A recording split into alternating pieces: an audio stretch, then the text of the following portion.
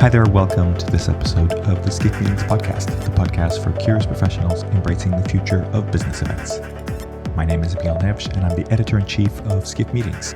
In this episode titled The ROI of In-Person Events, I have the pleasure of speaking with Anush Alexander, Chief Marketing Officer at Stova. In this episode, we talk about thinking about ROI holistically rather than one event at a time. We talk about the importance of collecting first-party data and different touchpoints at events. We talk about the advantages of building a data lake. We talk about how AI won't solve bad data. Lastly, we talk about why a streamlined marketing stack is more effective. Hope you enjoy listening to this conversation. I invite you to check out the other episodes of the podcast. You can find them on our website or by subscribing through your favorite podcast service.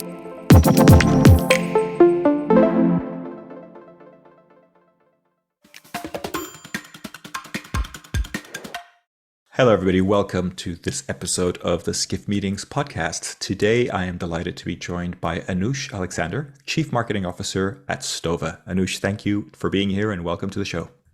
Thank you, Miguel. Excited to be here. So this is a sponsored episode of the podcast, sponsored by Stova. So we appreciate Stova sponsorship. But I want to jump into by starting with your introduction.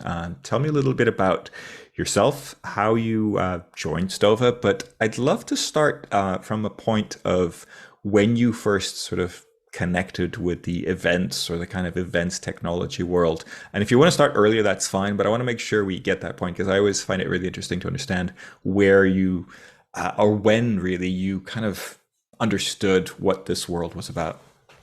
Sure. It's actually kind of an interesting story. So I'm an immigrant. My family immigrated here from Iran when I was really young, and I grew up in the Midwest. And I went to college at Wichita State, and I moved to San Francisco right after college. And I had, like many people, no idea what I was going to do with my life when I got out of college.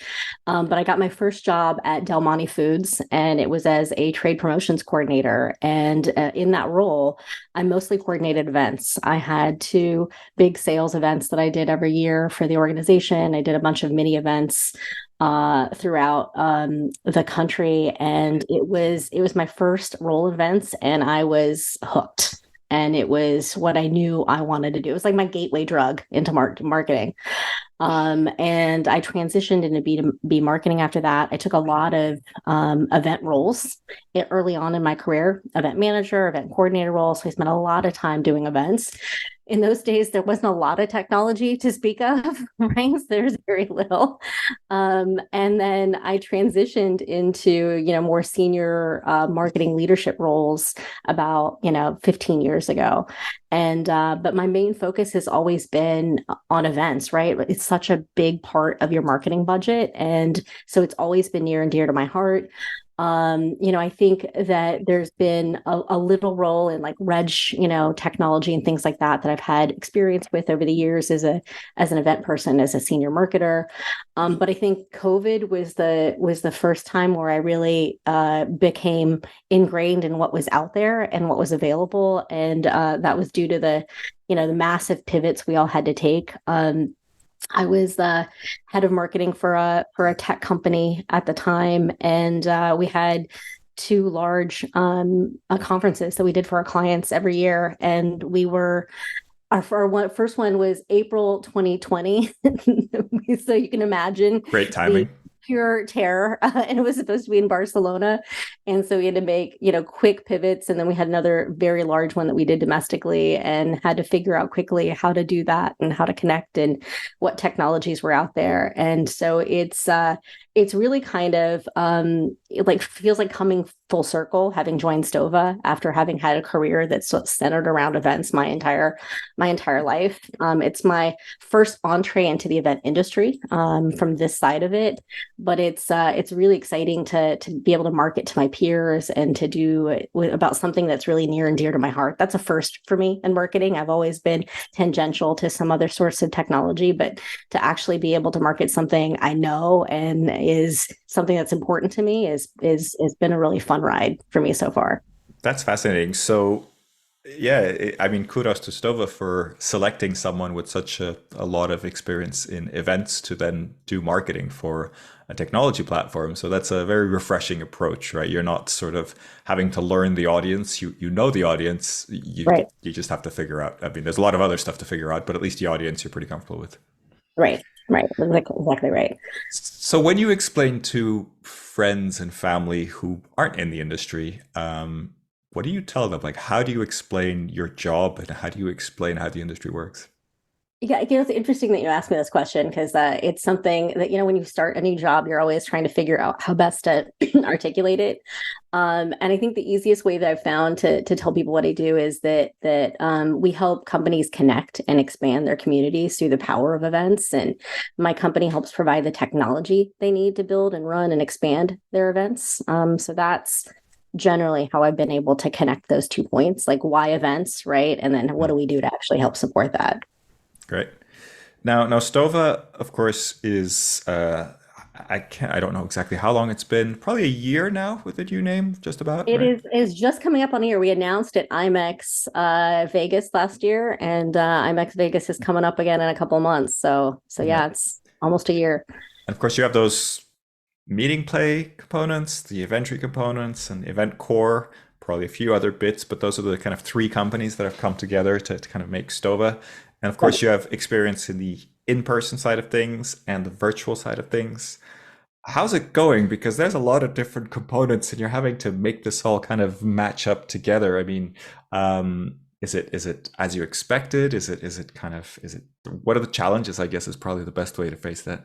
Yeah, it's interesting. I've been doing this for a long time, and I've worked for tech, like I mentioned, for a really long time, and have gone through acquisitions and bringing companies together. And it's always an interesting process, right? There is a lot of excitement at bringing new technologies together. There is a lot of learning curve of figuring out how those things together well.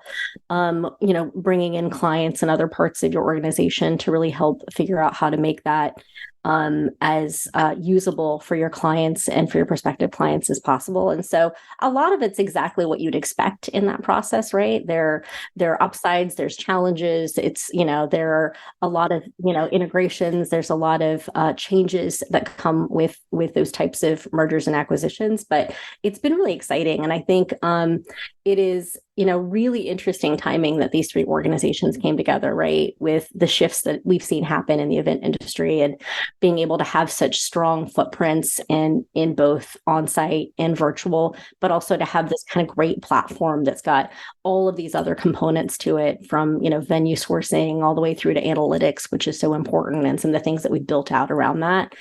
I think is really positioned us really well to kind of weather what we're all seeing as, a continued, ambiguity, if you will, that Mhm. still exists in this industry. Yeah, I think it's a very interesting time, and I think at least from our kind of view, the kind of virtual event side of things is definitely taking a bit of a hit. It's a bit different. There are still a lot of virtual events happening, but it is a different market. I think definitely Yeah. than even before the pandemic. I think it's kind of a constantly changing market, but trying to figure Yeah, I out. think you're right. I don't think it goes back to, I think everyone kind of expected to go back to 2019, and I don't think it does that. I think it's a new normal. Yeah, yeah, it's definitely resetting. But you mentioned analytics, and I know we want to talk about ROI. So let's start there. I think ROI, return on investment.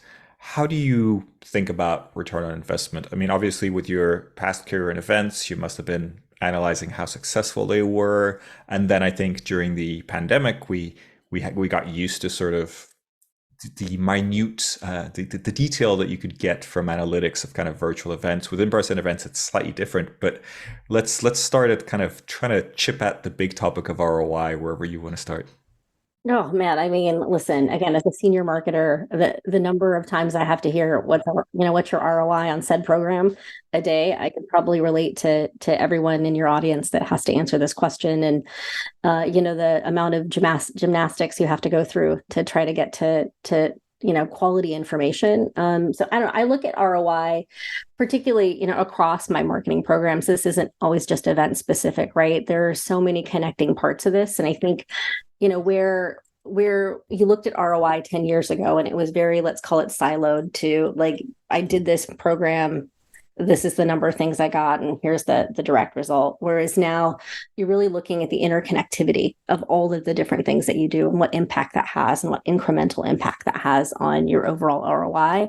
And so I definitely think that things have shifted from that perspective. And I think we're looking at ROI very differently, right? It is not an endpoint, but a series of engagements that are driving, relationships that you're having with your prospects or your clients. Yep, I think that makes a lot of sense. And I like what you're saying. Obviously we're trying to measure the effectiveness of events, but measuring them in isolation is probably not the right way to do it. And I think we probably started, or a lot of people try to do that, but it's better to think about it much more holistically. Now, I know one topic that we've been covering, and there's still a lot to unfold there, is this idea of first party data, and how events, I think, at least in most people's mind, are becoming more valuable because this challenge with first party data. Don't want to get too technical, but anybody who works in event marketing understands that the tracking of people online has changed and is changing, and then there's kind of less options to do that. So sort of building big lists of leads online is not as easy. And so a lot of companies are turning to events, not only to build leads, but really as these high-end touch points, right? Is that how you're seeing this? And are you seeing it from sort of the tech perspective, this turn towards events? Yeah, I mean, listen, in post GDPR world, it's more important than ever, right? We can't buy lists, we can't buy data, we need to get consent. But even if it wasn't an issue, it's more reliable, it's issue free. You can custom build it to really get that type of information that you need to create more curated experiences. And I think the thing that we've learned over the last few years is our audiences are changing, right? And there's a larger expectation that they're tuning out a lot more. So you have to be much smarter in the types of communication you have. And, events are a great foray into getting a lot of really specific information about your audience. And I think, some of the things that are interesting to me that we're doing next, we're working on a lot of data components, one of which is creating what we're calling a data lake, right? That takes not just your singular events and what information you have from that, but being able to look across every event you've had and pull together a series of information that tells you how your audience is reacting over time to different things. And I think that's where data goes next. For us, right? It's the same thing I was talking about with ROI, right? Everything's been very siloed to these isolated, instances, and being able to take that data now and say, how is your audience changing? What are they looking at over time? What happens next? Is there a way to take some of that and get, very prescriptive about what might be happening next? So help me understand this from a beginner's perspective. Data lake is the idea that you have data from different sources and you kind of bring it together in one, I guess, central. Basically a pool, right? If you could take that information and go, okay, I'm going to take all of these different things and put in a pool, and you now have the ability to access all of that information and be able to visualize that information and start to analyze that information as a whole. And so it's important that systems are connected, right? Because you want wherever your data lake is to be connected to the one event source management tools or your CRM, etc. Is your CRM your data lake? I mean, it can be, right? Like you can have whatever that, component is, right? That takes that information, it amalgamates all that information, and it takes it and it gives you that pool of resources. And it says, all right, I've pulled all this information from these events, these interactions, whatever this looks like. And now you've got this information that tells you, here are the different places, there are this many, times that this person went to an event. This is this many times that they interacted with specific type of information. Here's how much they want to network. Here's the type of people they're networking with, right? Now that tells you a little bit of a different story, and it allows you to connect with your audience very differently, right? Because now you've got, intimate knowledge of who that person is and what they want. Okay. So I know that you have your own CRM system in Stova as well, but you also connect with external CRM systems. So the user can kind of select where their data or what their data lake is. That is correct. So let's jump. I mean, we've covered in other episodes and on our website a lot of details about kind of virtual events, and I think it's pretty obvious, or at least from a user perspective, you understand that if you click on something, there's actions that you can take online. Once you're logged in, you can kind of track those, right? But what about in-person events? Because that's where I think there may be some disconnect for some people in the sense that we got used to this data that we could collect from virtual events, like what sessions people attended, how long did they watch them, who they connected with. But now Right. with in-person events, can we get close to that? How do we, like, what kind of data is realistic to Yeah. expect? I think what's interesting is there is data available, right? And there's certainly ways to get data. I think there is huge opportunity for growth from an in-person perspective. But if you think about, the fact that everyone's got badges, their RFID, you've got session check-ins that happen at different sessions where you start to understand who's at what sessions and, how long they're in and out of those particular sessions. You can create, beacons or readers around different areas that could then, start to track, dwell times and interest in hotspots and things like that. You've got virtual apps, or mobile apps, sorry, not virtual apps, but mobile apps, Yep. and create, levels of engagement and interest in data that you can pull through. So there are definitely a lot of places that you can get data and use that data from an in-person perspective too. I mean, it's always good to talk about what's possible, right? Because, Mhm. beacons, RFID, all these things. I think in practice, very few events kind of do all that, right? And it can get very expensive, let's be honest, right? Sure. Like to actually, and to Sure. coordinate all that. Are there any kind of tips or advice that you can give us on things that planners should kind of look out for, or areas that they should focus that might not be so obvious? We know registration data, we get that, right? Whatever you ask at registration, is really important, but also you don't want to make registration 14 pages long because people are going to drop off, right? So you want to kind of find that balance. But are there any kind of interesting touch points now from the event tech perspective that are maybe overlooked, that you're saying, hey, this is actually a really good way to collect data? And I'm happy if you want to mention RFID and things like that, but anything that comes to mind that you think maybe is overlooked by planners sometimes? Yeah, I mean, I mean, you touched on some of it, right? There's a lot of opportunity at registration to capture some quality information that I don't think a lot of people take necessarily advantage of, right? For the reasons that you mentioned, you don't want to make it overly cumbersome, but I think there is a happy medium ground that I don't think everyone takes advantage of, where there's a lot of data opportunities. And I do think that, mobile apps are not inherently expensive, but there are a lot of different engagement tools within that mobile app that can give you a huge opportunity, from gamification opportunities to help people keep people engaged, but still get information, to help, connect with your exhibitors, audience, polling, things like that, where you can pull a lot of information through. Yeah. So there's a lot of opportunities there that I think that aren't inherently expensive, but gives you some really great opportunities to not only engage with your audience, but in the same time capture data that will be critical to the next time that you do that event. Sure. Going back to the registration question, I've heard some people recommend a simple registration and Mhm. then kind of incrementally collecting data through a series of emails or some sort of kind of pre-event communication where you're slowly building up that profile rather than asking someone to kind of, complete their whole profile in one session. Are you a fan of that? Is that something that kind of you would recommend? Yes, to a certain degree. I will say the more times that you ping someone, the less likely they're perhaps to Yeah. respond to it, So if right? it's something really important, you probably don't want to kind of Probably don't depend want to, on. yeah, you don't want to filter it out over a series of those things. But yeah, I think there's real opportunities to break it up a little bit, particularly, at registration, then perhaps, pre-event, where you can gather some additional information. People are excited, they're ready to come to your conference, they're ready to engage with you. You can capture some additional information, and perhaps post-event as well, too, right? Where there's definitely Yeah, opportunities to capture a lot of information post-event, and it creates another engagement point. absolutely. And when it comes to things like the gamification, could you maybe, I could see how you're saying, hey, I don't know, this group of people used gamification. This group of people did something with a leaderboard or something like that without the event.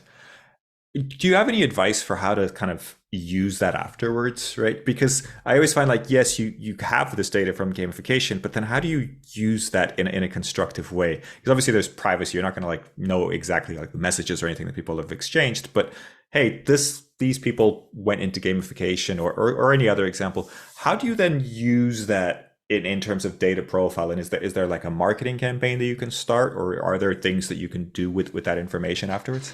Yeah, I mean, I think there's a lot of things you can do depending on what type of content you're using in the gamification, right? It could be things that could help you drive, ongoing content post event, perhaps, right? And use that information to engage, more curated experiences post event for your attendees. That could be one particular place. Mm-hmm. It could be, engagement opportunities, right? You can really start to see, people engage in these particular ways. They don't engage in these particular ways. It helps you hone in on how to do that better, in post of, every event that you do after that. So I think there's a lot of ways that you can use it. It really depends on what your goals are with the gamification and what types of questions you're asked and how you're using it.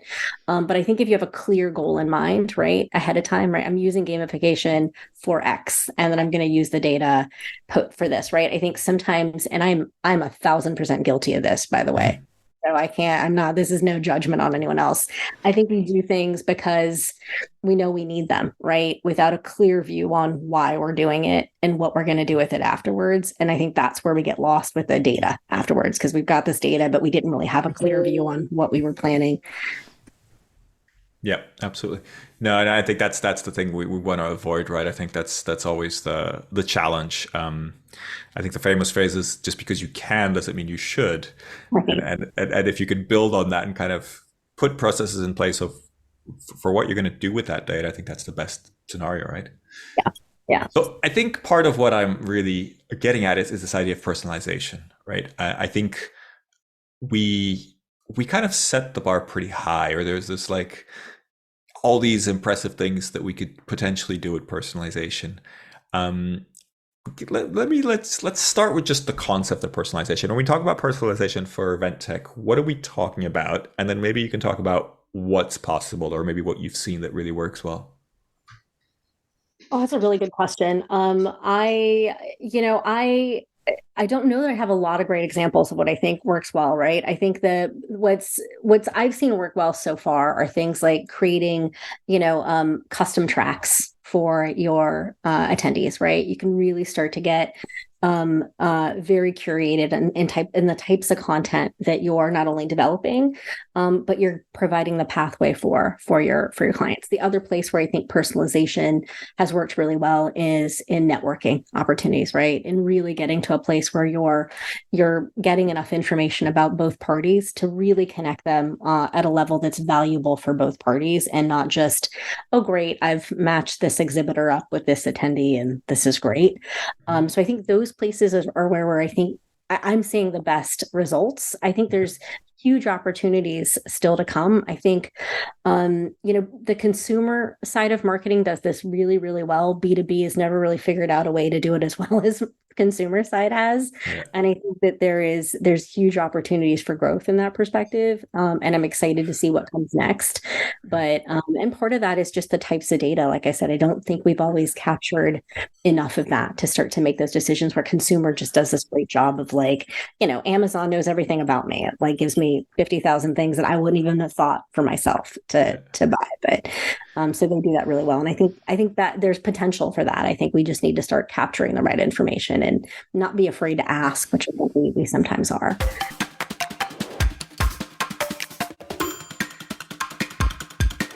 So let's get kind of more granular here. On the Stova platform, I think you're talking about kind of content recommendations and kind of networking recommendations, right? Like, how do you do those? So how do you do those in the best possible way? What's your advice for people trying to use Stova to do that?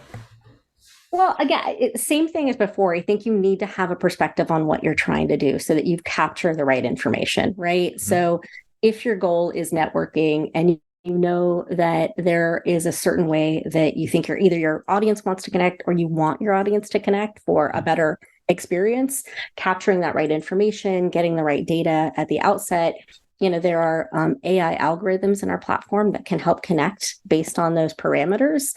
But having a clear view on what you want or what you're looking for, I think is the most important component to being successful at the end of that. I think that's really good advice, actually, because we can get very enamored with this idea of AI solving things or just making it Right. easier, and I think it does, but without that clarity of, I guess in this case, what is ROI, right? Like, what Yeah. is ROI for? And we know from most events the networking component is super important, right? So, is the ROI that your startup founder meets investor, that's sort of a classic example of using event tech. If that is, then how do you build out the tools so that the AI can help you do that more efficiently, right? Because if you leave it just up to AI, Yeah, it's I not don't know. clairvoyant. I don't think we're quite there yet. The AI could just sort of solve everything, and it's not going to go back and change your registration form, right? If you've already kind of put that out. Right. Yeah, that's exactly right. I think that's the challenge with everything, right? It's you've got to data in, data out, right? You've got to capture the right data in order to get the output that you're looking for. And from the content side, is are there any kind of key like things to consider there? I mean, we've mentioned kind of setting the goal very, very, but I think with content, it might be a little bit more challenging in the sense that, each user may have different preferences. So the ROI might be to be able to suggest sessions or suggest tracks efficiently, but what that looks like can be very different, even for different groups of users. Any thoughts on how to kind of make that work as best as you can? Yeah, I mean, I think same as before, you don't want to get too lost in the number of options that you can give folks, right? You can only create so much content and it needs to be tied into what you're trying to accomplish.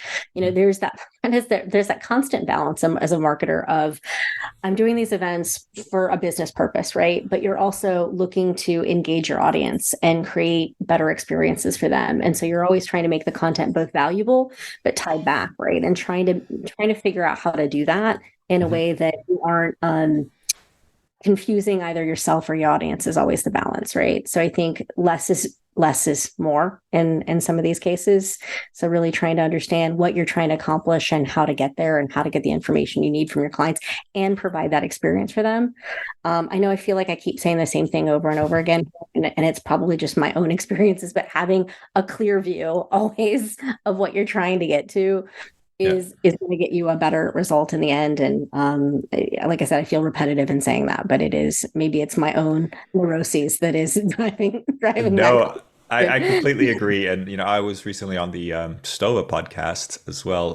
Sorry, not Stova podcast, on a webinar with Stova. And kind of my advice was essentially the same. It was more about the human factor and kind of making decisions and making sure that the making sure that you have the right resources allocated to do things and that you plan ahead. Like when you collect all that data, you need to be able to manage that data and do something useful with that data. The technology helps, but it Right. only gets you so far. If you don't have the resources in place to be able to do that, then yeah, it's Yeah. it's it's really, really challenging to kind of get it all working. Yeah. And what about leads? For a lot of events, either people putting on their own events to get leads themselves, or if they have exhibitors at their events, be they virtual or in person. Tell me a little bit about how to work with that. Is it all about batch scanning? Are there other ways to kind of qualify and quantify the leads so that you're kind of, because that's a big part of ROI, right? Because if you're Right. if you're doing events from a marketing perspective, then leads, whether they're top of funnel or sort of further down the funnel, they're an important part of that. Um, Start wherever you want to start, but I'd love to get your take on sort of leads when it comes to event technology. Like how do we use event technology for the best way to get leads? Yeah, I mean, listen, there are the obvious ways, right? There is the lead retrieval mechanisms that you use with the scanning the device. You're getting lead information, and once again, the more information that you take in, and the great thing about lead retrieval today is that you can put as many different components on that in terms of questions that you put or additional information that you're putting on lead. It has to be practical, right? If you're standing in a booth, you're not going to type out a novel with every Yeah. single lead. You're talking about when somebody's scanned, then you can make a note on that scan, or have a number of different fields kind of already pre-set up so that you can fill that in. But yeah, of course, Right. the sales team wants to keep having conversations and not stop and 100%. fill out a whole form. But I think some level of that lets you again segment out those leads so that then you can have more meaningful conversations post those events. And that's really what about the leads are about, right? It's about having the ability to take those leads and then turn them into something else, right? And that only happens through engagement. And so that's where I think the real opportunities are. And I think some of the things that we're seeing today, where the opportunities with things like virtual exist, is that ongoing content, that ongoing engagement that you can have with leads, the continuing the conversation, continuing the education, and having that impact. I think that's where there's real opportunities to not just have these, again, siloed experiences where you do set event, you do capture those leads, and then you don't know what to do with them again post event, right? And you're like, I don't know who this person was. I'm not sure what the conversation was. I don't know what to make happen next. Now you have the ability to take that and kind of take next steps and move them down from step to step. Are there any features from the Stova platform that you'd highlight when it comes to leads? Any kind of passive lead? Our lead retrieval system's, fantastic. Like I said, there's the ability to capture and segment a lot within the system, which I think is really valuable. I love it when we're at trade shows and we get our lead retrieval systems, because I know I have the mechanism to start to segment those leads out very quickly and easily at the show. And then I've got live, access to them. I've got the ability to go in there and then, every night go in there and make additional notes and segment those out, pull, leads that I know are hot leads that the sales team needs to immediately go, follow up with, things that need to go segment back out to marketing for additional follow through and engagement.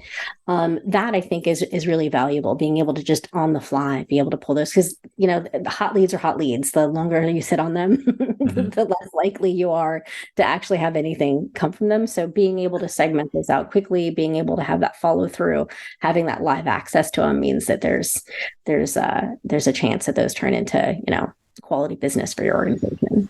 For sure. So if I understood you do some qualification kind of live when you're at the booth, but then you also kind of later that day or that evening go through and kind of do more, I guess, a more in-depth qualification. Is that sort of your process? I guess, I think this might be interesting for listeners. Yeah, that's our personal process, is that, where we can, because you have to do that where information's fresh, right? And, try to get as much in the moment. And then, those really strong conversations, you're going to have, recollection of those, and you're going to want to make sure that those notes are attached. And, it comes back to ROI, right? I'm sure other organizations have this too. If I'm getting budget the next year, the more ROI a show for said trade show or event or whatever is going to ensure that I get the budget for that next year. So the more that you can tie back to that, the better ROI you have coming out of that event.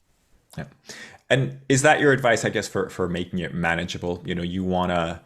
You want teams to understand data, any sales team or anybody where they work in events, but not everybody's going to have an in-depth understanding of technology, right? Like, how do you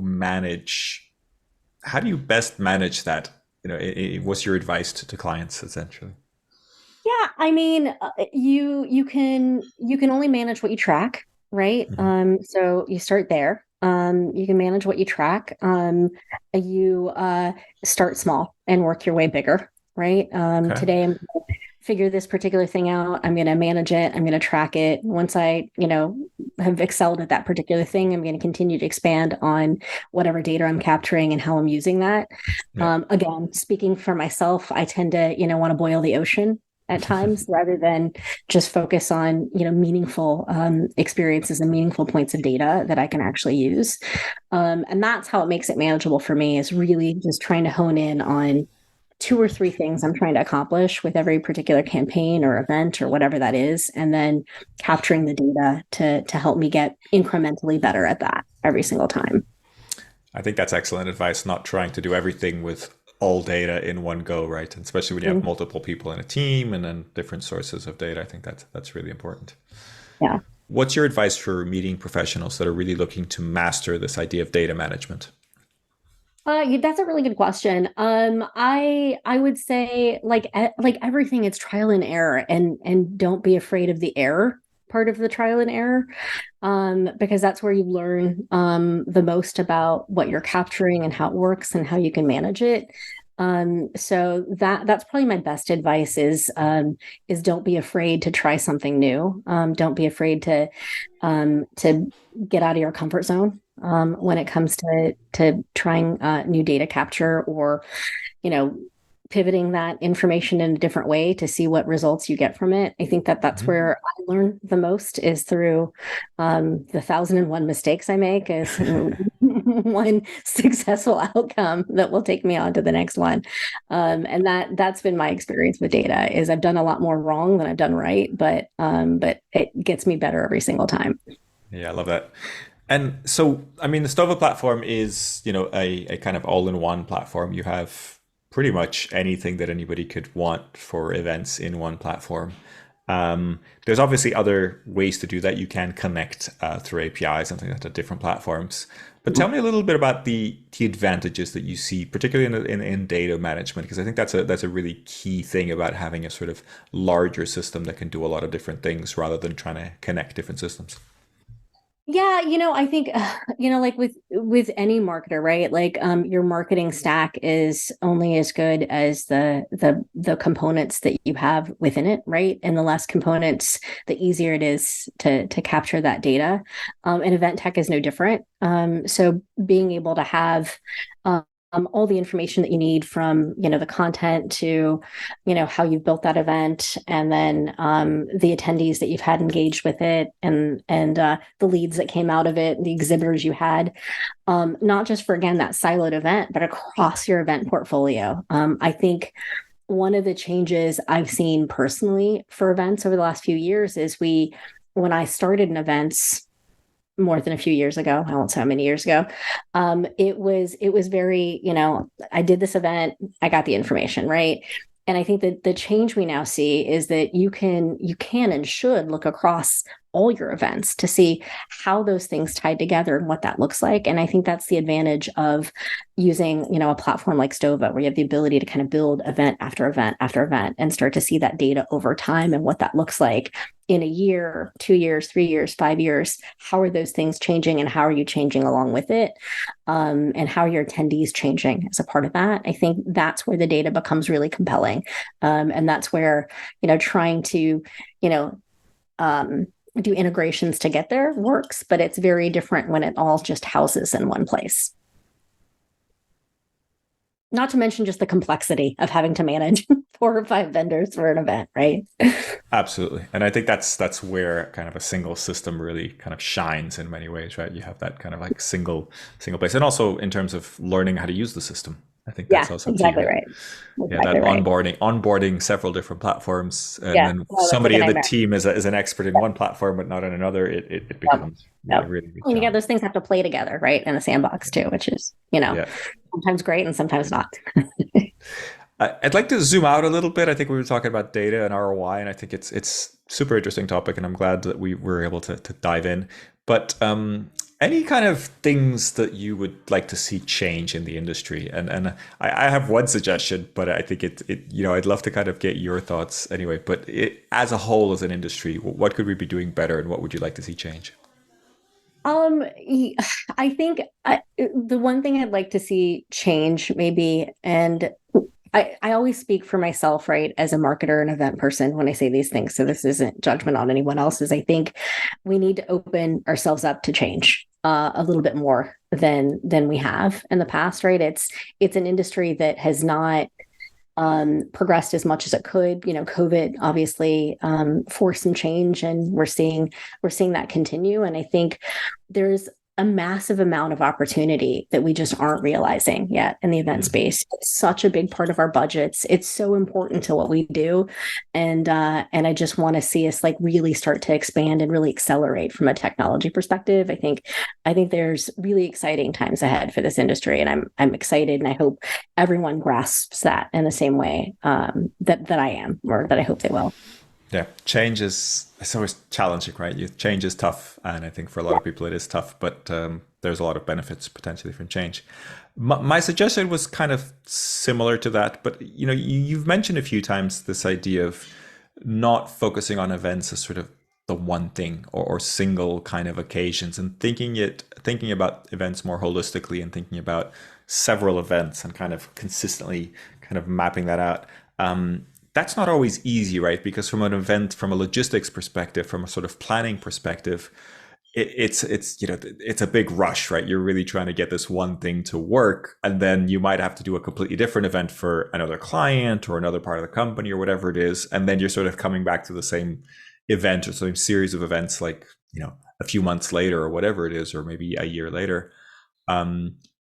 Is that an issue? And is there any way to overcome that? Because I totally get the advice of thinking about it more as a series of touch points, right? But how do we, from a sort of planning perspective, any thoughts on how we can make that easier, or kind of how we can change our thinking about it?